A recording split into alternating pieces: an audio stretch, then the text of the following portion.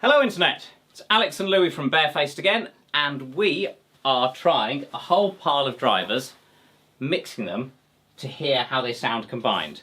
So the one constant we're going to have is the G12H-75 Creamback. I'm not going to say G12 again because it's G12 for almost all of them. So the H-75 Creamback, which is, we think, our most popular custom driver choice. Yep.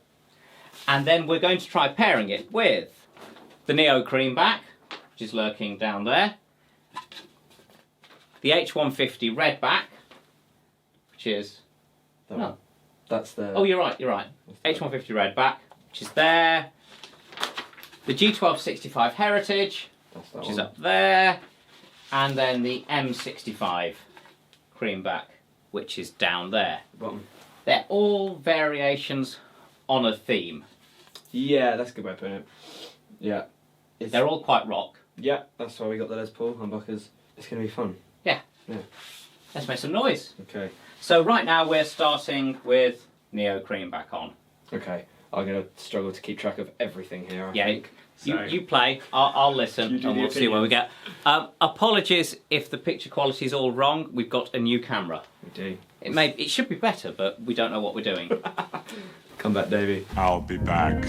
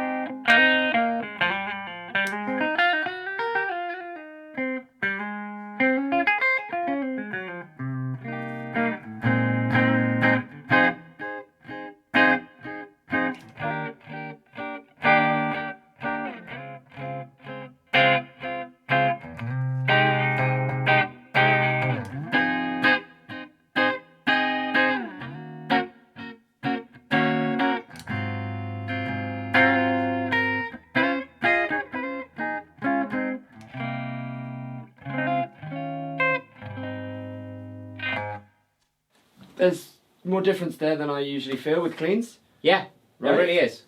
What I consistently noticed, Uh-huh. Neo Creamback was kind of the most detailed, Okay. clearest. Right. H-150 Redback was like that, but had more bite. Yeah, it does have more, a lot Less of top thin. that driver, doesn't it? The Heritage, Yeah. smoother than either of those. Yeah. And together, and the M65 made things a bit... It was the fullest by far, Okay. and warmest, and maybe muddiest. Okay, so that's the payoff. But these are what... The additions I heard from them was all exactly what we'd expect from the drivers on their own relative to each other, which is reassuring. That's not always the case. No, but, absolutely. If everything comes up with a new sound, doesn't it? The two added together. Yeah. So a good bass, I think, is... Yeah. Okay. what we're Something a bit dirtier? Yeah, let's...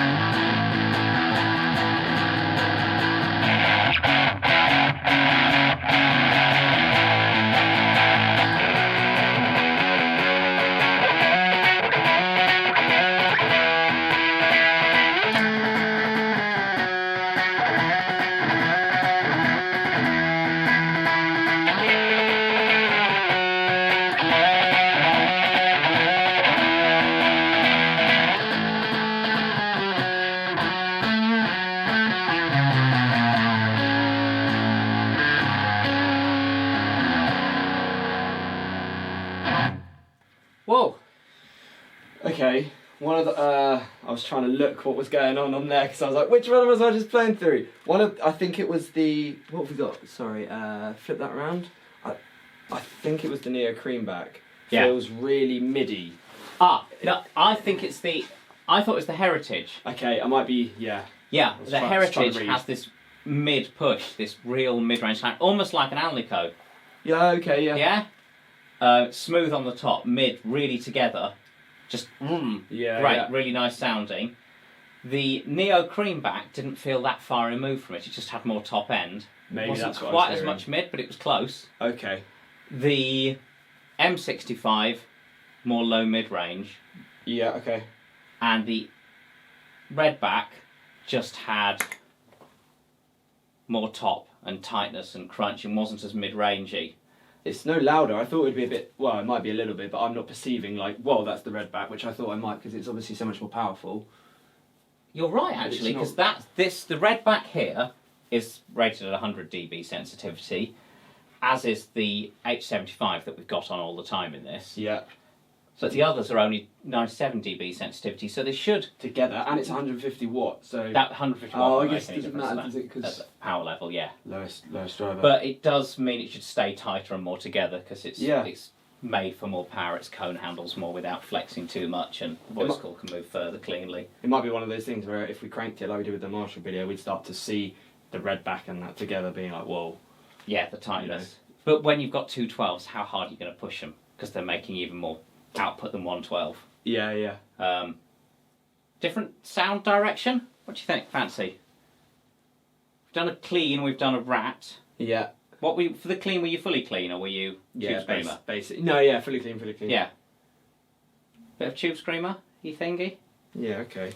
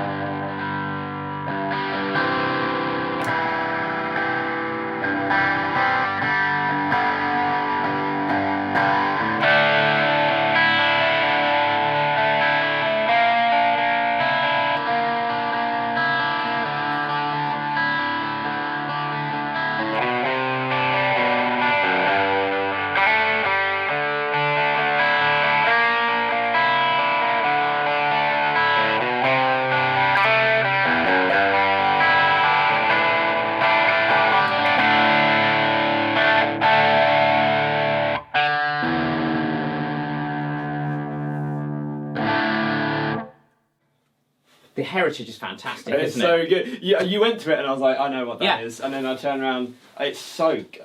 It's so good. It's So got this clear. clear So but good. smooth, like the Alnicos. I was noticing it on that chord because that's quite a clashy chord. So when you're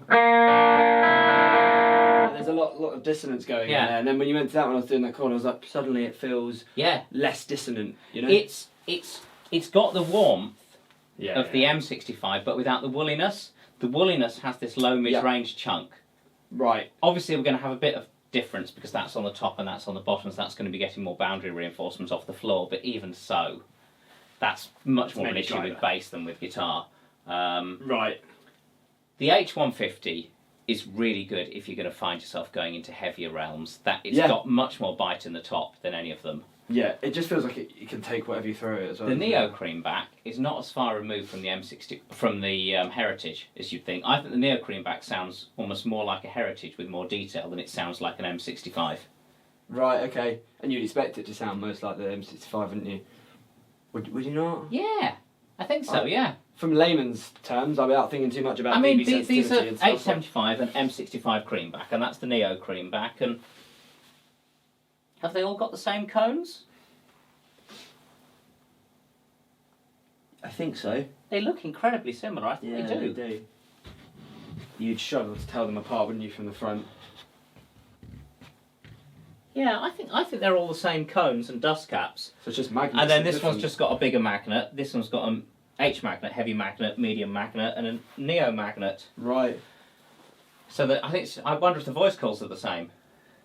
Yeah, okay. If it's a bigger magnet, it might be. They'll all have different magnet structures, not just the magnet, but the top plate and the pole piece and stuff will probably be different. Right. Okay. Might not be. I mean, you've got to have quite different stuff on the Neo one because the magnet's so small, so completely different sort of steel work. Yeah. I think we should stop there. Yeah. And then next week, yeah, we should keep a different one. The so same. Keep the heritage and move the rest and around. Move the others round. Okay. And repeat until we've done, what'll that be? 4 videos, and hopefully we'll understand this, and then we can try with a bunch of different mixes. Okay. But let us know what you think, because yeah, the reason we've started doing this, partly because we want to know, but partly because people want to buy bare-faced cams and want to put the right drivers in them.